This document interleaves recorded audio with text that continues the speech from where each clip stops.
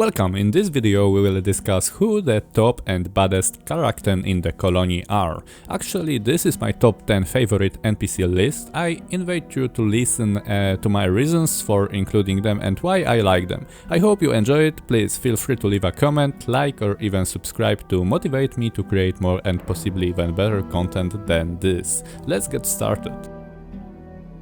There are few charismatic figures like the gatekeepers across colony, so obviously we are in the old camp, and I'm talking about Taurus. This guy is on the list for a very good reason. It's not only because he is Gomez's right-hand man when it comes to maintaining order within the camp, but also because he is a real power figure in the Namless Hero story. At least as we find out later, this guy controls who enters the camp, literally deciding your fate at the start of the story. He's not shaken by fear even when things fall apart after the incident with the fire mages, but in the next games we find out that Taurus is actually not only a guard dog, but also a capable fellow who managed to become a mercenary and proved himself to the new community, where he was once again appreciated and put in an important position such as guarding the gate. His biggest flex is the fact that he can kick out the Nameless Hero if we messed up really well in the old camp, which makes him worthy enough to be on this list. Another badass on the list is called Korkalom. Many will call him mad, but there is something I always respected. When it comes to the science, that guy is a genius because he is the top alchemist in the Brotherhood. He is responsible for the refining swamp wheat and preparing mystical brews, thanks to which his Brotherhood can communicate with the mystical beings trapped in the colony. On top of that, of course, he is obsessed, a little bit incapable and funny in his own mad way, making him just a full-blown lunatic. But hey, the guy deserves some credit because of how long he managed to hide all of this and put a lot of effort into preparing all necessary involving the main hero. Bro is a badass as he really took control of their Brotherhood after Iberion's death, and his smart experiments make him one of the game's most unpredictable characters, which really signs with his most violent mind. One of the most brilliant minds in the colony. Too bad he is insane and start worshipping the wrong demon. When it comes to the sect camp, it's worth not forgetting about another person, which is Iberion, who guides his followers through meditation and swamp wheat. Unlike most cult leaders, he is actually wise and reasonable until things spiral out of control. I consider him badass for how much of a charismatic leader he is in the game. He sees the old vision sent from the sleeper, but unfortunately he realized that the truth too late, but still even with this he dies with dignity. Unlike Korkalom, who goes insane, he is totally a Sigma male because with his dying breath he gives you wisdom instead of begging for help in his last moments, which makes him a fitting addition to this list.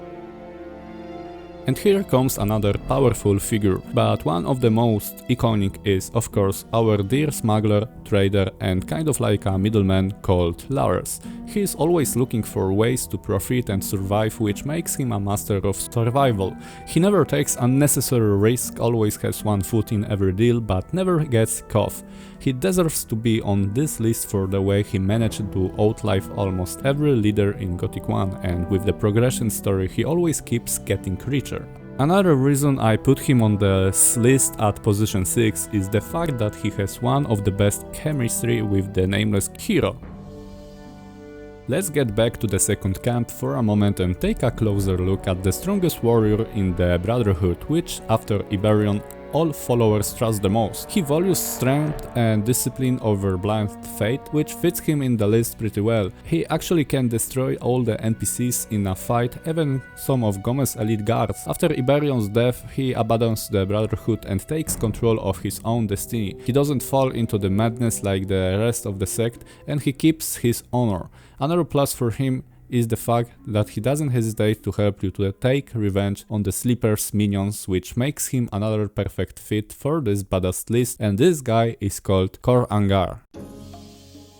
When it comes to the warriors, the colony has a few of them, but this guy is another memorable and closest friend to the main character, which is called Gorn. He's a follower of Lee and serves as one of the mercenaries' strongest fighters. He is simple, direct, and doesn't care about politics, he just wants combat. What makes him mainly badass is the way he can actually go through an entire squad of enemies without breaking a sweat. He has one of the most distinct voices in Gothic, making him sound epic. His biggest flex is the fact he is loyal and to the end and never backs down from a fight. With the huge axe on his back, he's a memorable warrior in Mining Valley who always leaves a stunning impression. In the colony, there is only one king. Unlike some who don't care about the title, Gomez does. He is the absolute ruler of the old camp and the most feared man in the colony. He controls all trade, the guards and the people inside, making him the true king. This is why he is so powerful. I think he is the most powerful actually. I feel wrong not putting him in the top 3, but it is what it is. He runs colony like a devilish mafia boss and doesn't hesitate to kill anyone who breaks his rules, even some mages. While everyone else is trying to escape, he adapts to the harsh conditions of the magical barrier and happily rules over his kingdom. Even then, he refuses to go down without a fight and believing in his rights until the end when everything falls. Formerly the general of the Myrtana, Lee was wrongly exiled by King Robert II. Now he leads the mercenaries of the new camp, waiting for his chance at revenge. Even in exile he commands and earns respect from the strongest warriors. I like him because he lives with honor and strategy, not just brute force. He is worthy because he is the only person in the colony who could really lead a rebellion against the king. This makes him a great general and a true badass in his own way. It's hard not to put this guy on this list because he is very badass in the way he skillfully masters thievery and stealth. He is also the Nameless Hero most trusted friend. He plays the game better than anyone in the colony, always finding ways to stay ahead of his opponents and finding even better ways than others can imagine to profit himself in the long run. He never gets caught in a bad deal, he knows how to survive in this rough world and has friends in every faction. Even in the later games he is well-known persona. No matter what happens, he always comes out on top, seeking his enemies and taking revenge sooner or later. His biggest strength, making him number 2 on the list, is the fact that he is the first NPC who saves you from trouble and talks to you friendly in the colony, and the last one to leave your side. Zardas is a former fire mage who became a necromancer. He left behind the fire mages and their strict rules, seeking true freedom through the dark arts. Unlike others, Zardas sees the bigger pictures. He doesn't just want to defeat evil but aims to review the true essence of magic itself. By leaving the fire mages, he shows his independence and strength. Throughout the Gothic series, Zardas skillfully manipulates events, guiding the Nameless Hero actions. He even moves his entire tower through dimensions, commanding an army of darkness to serve him. He knows forbidden knowledge that others don't, including the true nature of Beliar. By the end of the series, Zardas is arguably the most powerful being alive, making him a true badass and a fitting example for this list. Thank you for watching, I hope you like my content. You are welcome to share your thoughts in the comments and let me know if you agree or disagree with the presented list. Also let me know what would you be your top 10 NPCs in the Gothic game. Happy leveling, adventurers!